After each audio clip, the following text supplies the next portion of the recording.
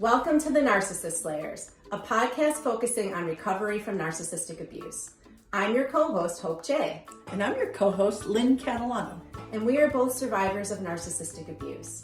I am also an attorney working with survivors of narcissistic abuse and the founder and president of the Center for Hope of Western New York.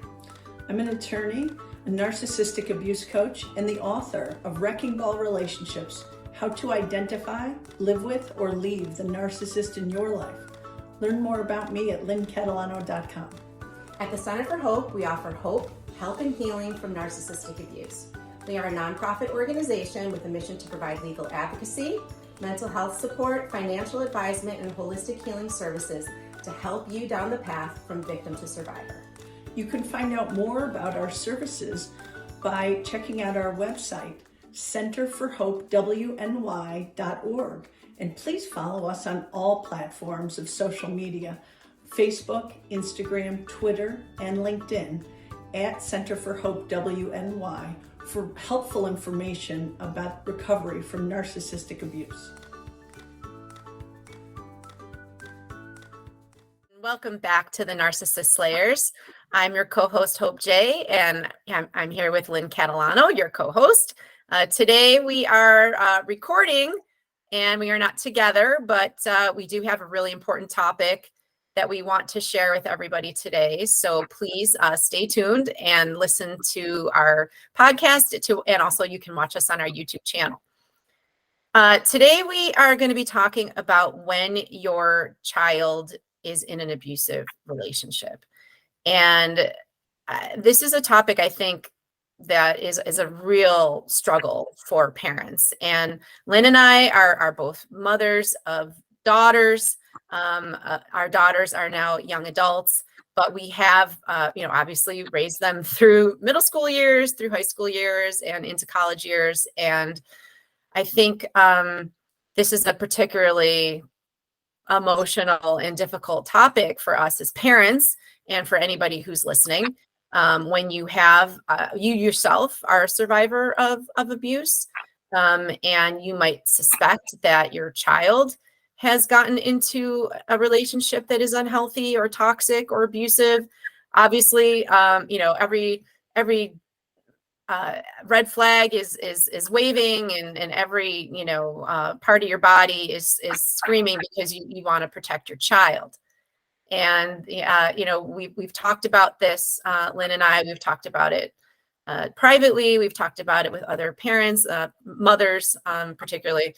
And we thought that this would be a really good topic to share with our listening audience, because when you've been in a relationship like this, in an intimate relationship like this, the last thing in the world that you want is for your child to get into a relationship like this as well. So sometimes I think that, as parents, we are, sort of overzealously watching our children, and we want to protect our children.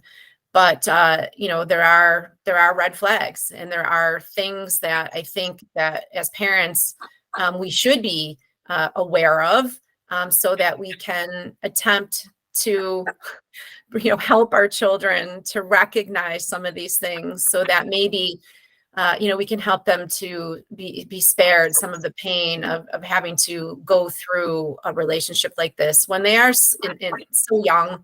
It's such tender years. These are new relationships for kids, and we're going to be kind of focusing, I think, on high school and college age kids. And obviously, as mothers, we all know that trying to talk to and again, we're mothers of daughters. This is not excluding mothers of sons, but I think mothers of daughters, particularly, we know how challenging it can be, particularly during some of these years, to talk to our kids about things, because we're the last people that our kids want to talk to. They don't want to share things with us. They think they know pretty much everything. And, their friend group are generally the people that they turn to for support. But unfortunately, their friends are not, they also don't have the awareness, the self-awareness, the life experience, all of it to really understand and see when they themselves or one of their peers have gotten into an emotionally abusive relationship like this. So as adults, as mothers, as parents, we have to be the ones to, to kind of point this out and guide our children if they will let us, allow us to do that, which is the challenge, right? So, so Lynn, I'm going to kind of turn it over to you, and I know that you have, some questions and some thoughts about this topic. I think this is another uncomfortable conversation that we need to have with our children. And this is the kind of thing, we talk about, obviously we talk about sex with our children. We talk about relationships in general. We are very easy to talk about physically abusive relationships being negative, but do we spend any time talking about how emotionally abusive relationships affect you and what they look like? Right. So, Hope, I'd like to give you a scenario, and then and give all of our listeners a scenario that maybe they're familiar with and that they can relate to. And then you can give our listeners some red flags and maybe some ideas of what they can do to help their child. So what do you do? What do you do if you're, and I know this does work both ways, but for this example, I'm going to give that it's your daughter in a new relationship with a young man. But it could be your daughter in a relationship with another woman. It could be your son in a relationship with a woman who is abusive. So this can go. This doesn't. It's not gender specific. Right. So in this scenario, let's say that your daughter's in a new relationship. She's 16. A boy likes her. She likes the boy. It's all good. You're excited. She's excited. And things are going well. And then all of a sudden you see certain changes, and perhaps she is unable to make commitments to her other friends because he is more demanding of her time, or perhaps she can't attend a family event because she's made a previous commitment with him, and there's no compromise, there's no opportunity to do the things she normally did. She has to do whatever he has asked her to do. Perhaps she is having some kind of negative influence on her eating, and she feels that her body image has suffered because he has told her some things, and they have made her make different choices, and you're seeing that. Perhaps she wants to make a big purchase, and she's unsure because she needs his permission to make that purchase.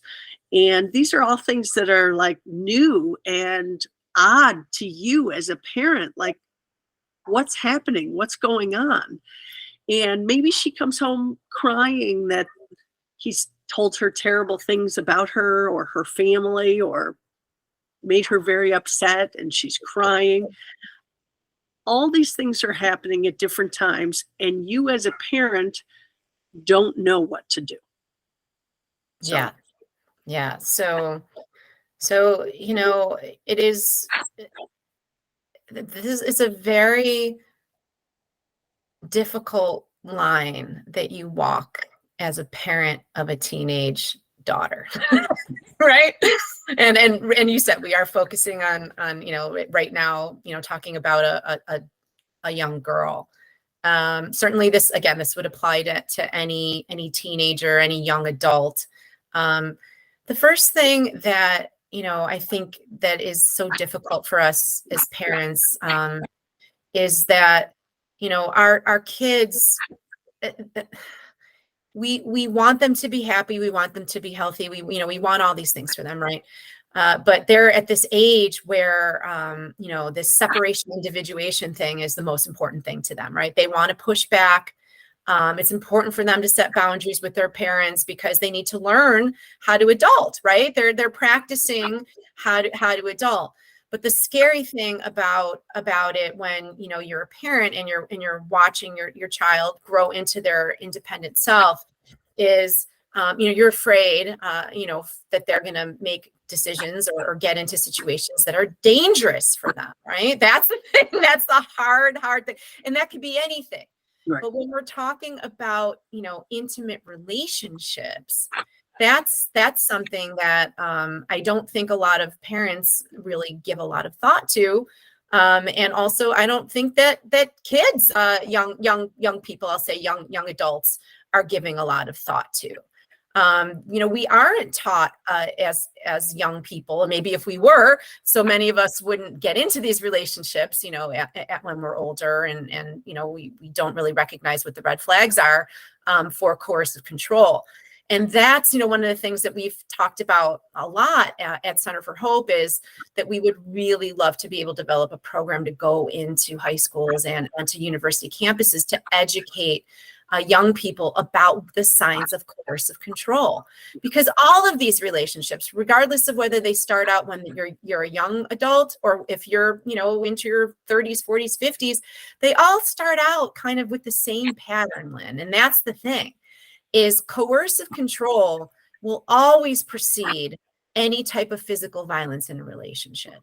And if you don't know what those signs are, you're not going to perceive it as anything bad. And in fact, I think when you're young, a lot of the coercive control behaviors, I think, are perceived, particularly by girls, is as that their boyfriend is protective, that their boyfriend, really cares about them. Because they are so protective, and protective is another word for jealous. Okay. A lot of times you're going to see this behavior being manifested in a through social media. And we cannot have this conversation, Lynn, without talking about social media and how our young people's entire existence really is affected by social media, by how they communicate with one another through social media, through Instagram, through Snapchat, through text, and all, TikTok, all the ways that they communicate with one another. And I think one of the things that we will miss as parents, because we don't often have access to a lot of this stuff, is when a new relationship, or even a developed relationship, starts to become unhealthy. A lot of this is happening in the the world of where they communicate with one another. So one of the first things that I think a lot of moms might see with their daughters is their daughter becoming, more secretive with their phone, more secretive with their social media, because there's things that are being said, in the text messages that they don't want you to see, because, they may be getting a lot of negative feedback from this person, or a lot of controlling feedback from this person through social media, through text, and all this kind of stuff. And we don't have access to that, and they're not coming to us, and they're not sharing these things. Like, for example, I think a lot of what starts happening in these new relationships is that the person is wanting to control them, and is wanting to control them. The same way that it happens in adult relationships, but it's going to be done in this more insidious way that you're not seeing it through text and TikTok and Instagram and all that kind of stuff. And as our kids are living in that world, it's so important, I think, and this is really a really difficult thing, is how do we convince our kids to come to us and be honest with us about things that are happening on social media. And honestly, I don't know the answer to that, Lynn. I really don't. But I think it's about, trying to foster communication, so that no matter what, the same thing that, I think we try to talk to parents about when they're kid, we want to make sure that they tell us, if they're at a party and they've had too much to drink, that it doesn't matter. They're not going to get in trouble. Just tell us, call us. It doesn't matter what time of day it is or night, call us and we will come and get you. This is something very similar, that if they're starting to feel uncomfortable in the way that, the communication is happening in their relationship, that they need to come to us and tell us, right? That there are things that are being said and ways that, because a lot of the things that you said earlier, these are things that we're going to see their behavior changing, but we're not going to really understand why their behavior is changing. Right. And a lot of their behavior is changing because of the messages that they're getting from, in this relationship. And it's about coercive control. It's about, so, let's take that 16-year-old girl, for example. Okay. And she's a happy, well-adjusted, confident 16-year-old girl. And then she meets I'm going to say Johnny. Okay. So she meets Johnny and she starts dating Johnny. And, in a month, you start seeing a lot of changes in her behavior. So a lot of the things that you were mentioning earlier, so maybe all of a sudden, her body image is changing, and she's, spending more and more time, criticizing her appearance and looking in the mirror and feeling like she's fat. And these are things that maybe, you weren't seeing before. It's very, very likely that she's getting messages from Johnny, right? That he's demeaning her, he's criticizing her, he's telling her these things because he's following a very similar pattern to the adult abuser, right? He wants your daughter to feel poorly about herself, because the worse that she feels about herself, the more under control or the more likely he's going to be able to control her, right? And that goes to, so you're going to see a lot of that criticism.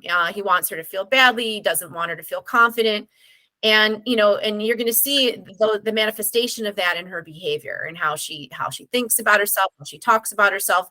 You may start to see a real change in how she presents herself and how she dresses, right? Because this is a big early warning sign, by the way, not again with children, with adult women, but with young girls. I think it's a very typical thing that they're going to start dressing differently than they did before, because they're getting messages from their boyfriend. You shouldn't dress like that. That you're a slut, don't dress that way.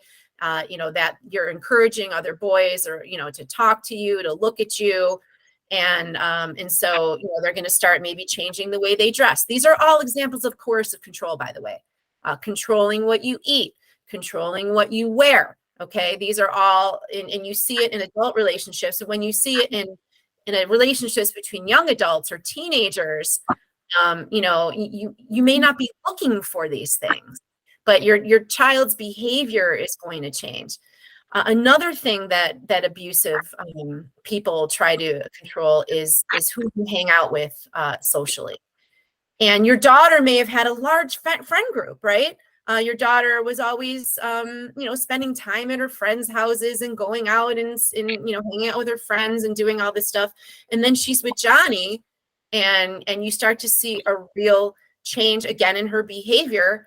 She's not hanging out with her girlfriends anymore, right? She's spending all of her time. I think you said, she's made obligations to spend holidays with Johnny's family as opposed to yours. But even more you're going to see is she's not going to the movies with her girlfriends anymore. She's not hanging out with her girlfriends anymore. All of her time is being captivated by this boy. And I think, a lot of us think to ourselves, oh, that's young love, right? Because, you're going to see that kids have a very intense connection, and that there's, they just want to be together all the time. And this is something I think that we normalize or have normalized, but it's really not normal, because in a healthy relationship, a boy isn't going to monopolize, all of your daughter's time. Your daughter isn't going to be afraid. And that's a really more subtle, nuanced part of it. But she may verbalize in some ways that Johnny's going to get angry if she goes and hangs out with her friends, or Johnny doesn't want her to, or she can't, not spend the weekend with Johnny, kind of stuff.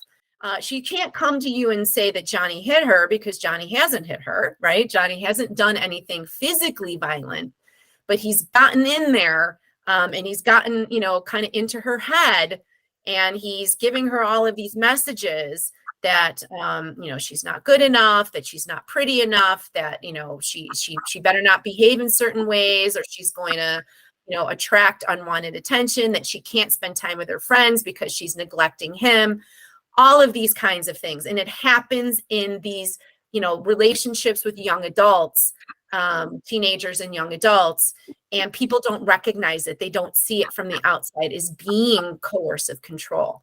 So I've talked a lot. I want to kind of kick it to you now. What are your thoughts and comments on what I've just said? It is my biggest nightmare as a mother, as a parent, to think about your child in pain, period. Okay, Right. full stop. However, when you think about, I have seen so many parents like encourage a relationship, very young too, where they're like, taking their child's boyfriend, girlfriend on vacations with them. And, I'm of the school that there's plenty of time for that. Like, be a child, be 16, sit in your pajamas and watch TV and go to the movies and do silly things, right? Be with your friends. There's plenty of time to play house. We both know that. Right. And I think that there's so often, and again, this is a stereotype that young women want that role for some reason. I didn't have that at 16, and I'm thrilled that I didn't. And my girls didn't have that at 16.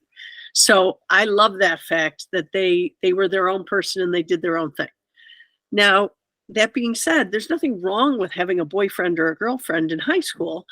But I think that when you allow that to monopolize all of your time, already that's a red flag. Just the time thing. But beyond that, it gets really scary. And the idea of your child feeling like they can't get out and they can't talk to you about it. So, I mean, Well, that's the scariest part, right? Because, and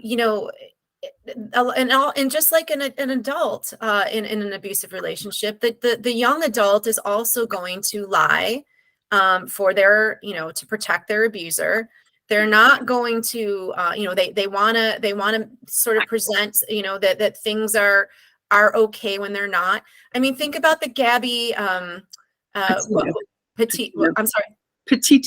The Gabby Petito case. I mean, that just, sort of, shocked the world and really, but it was a really great example. And I'm not saying that every young adult, abusive relationship is going to end in a tragedy like that. But I mean, nobody, I don't know the particulars, but the red flags were there. Yeah. And it seems as if, Gabby did an awful lot of excusing and denying and rationalizing, like adult women do as well. But I think because they were younger, people excused and didn't really see the red flags for what they were, because I guess we don't expect these things to happen when people are, teenagers or in their early 20s. But the reality is that it can happen, and it does happen. I mean, there was, there's domestic violence, homicides in young people in high schools and colleges all across the country. And I don't think it gets a lot of attention. I don't think that people are really aware that these things are happening in this young adult population. But it does happen. It does happen. And it happens in the same way that it happens with older people. And like I've been saying, and I can't say it enough, it starts with coercive control. It starts, and something that is really a red flag. And I think, again, people normalize it because it's just something I think that happens pretty frequently in young relationships, is the cell phone. So if your child is terrified that her partner is going to look at her phone and feels like everything that she has no privacy, that and anything that she does on her phone, or any comments that she makes on social media, that he's going to be looking at that, and that he's going to be kind of not just looking at it, but he's trying to control what she does on her phone and on social media. This is a major red flag. And, I've heard of so many arguments that end up, if there's ever an argument that ends up, where potentially the police could be called in a young adult relationship, it's over a cell phone, right? So one person grabs the other person's cell phone and they want to see what's in there, and they're violating all the boundaries, and then it ends up in in some sort of and then it turns into a physically violent episode where, there's pushing, there's shoving, whatever. And then people kind of, again, they diminish it and they say, oh, like, that's just normal. He just wanted to see what I was doing. He was, he was jealous. That's not okay. First of all, jealousy isn't cute. Okay. I mean, I know that that kids seem to have this perception that if he's the more jealous that he is, it equals the more that he cares about me. There's some misperception about this, that if he's this jealous guy, that just means that he loves me so much. No, it doesn't. And moms, and dads, if you're listening to this podcast, if you're a teenager or young adult child is with somebody that is trying to control them, and is this deep into controlling every aspect of their lives, that's a major red flag. That's abuse. Okay. That's not jealousy. And by the way, jealousy isn't something that we're looking for. We're not a jealous person is generally a person who has a lot of issues that they need to resolve for themselves. They're probably not a healthy person to get into a relationship with. And if they're behaving this way, this is something that, is scary, and that you shouldn't be minimizing if they are, grabbing your phone and trying to look through your history and going on your social media and all this kind of stuff. So, so I think we need to give people, all the parents out there, some real things that they can do right away. Like, I'm going to tell you 2 things that I would do right away. If you see any of these red flags, if you observe any of these changes in behavior in your child and your adolescent, number 1, pay attention. Yeah. Because you can't, as we've discussed already, you're not monitoring their social media 24 hours a day. So there's just too many different streams. So you need to pay attention to your child. Yes. And number 2, please have this uncomfortable conversation with them. Yes. Yeah. I mean, so again, I think, I started out saying there's a very fine line that we as parents walk with our children, because particularly mothers and daughters, yeah. Right? Yeah. Sometimes the last person that your daughter is going to want to share and confide in is you. Okay. It's a very difficult relationship, because for a lot of reasons. And it doesn't mean that you as a mom are doing anything wrong. It's just, again, it's that separation, individuation thing where they push back, and part of that is normal and healthy and should be happening. But when, they've made a wrong turn and they may be, in a relationship that could potentially be dangerous, this is not something that you want to take a step back and say, I can't talk to my daughter about this. Right. So if you don't believe or don't feel that your daughter will talk to you, that's when I would say maybe there's another trusted adult that your daughter may be more willing to talk to than you as a mom. It might be an aunt, it might be a grandparent, it might be, another adult friend. You can also, try to pull in, if you think that it might be possible, a professional.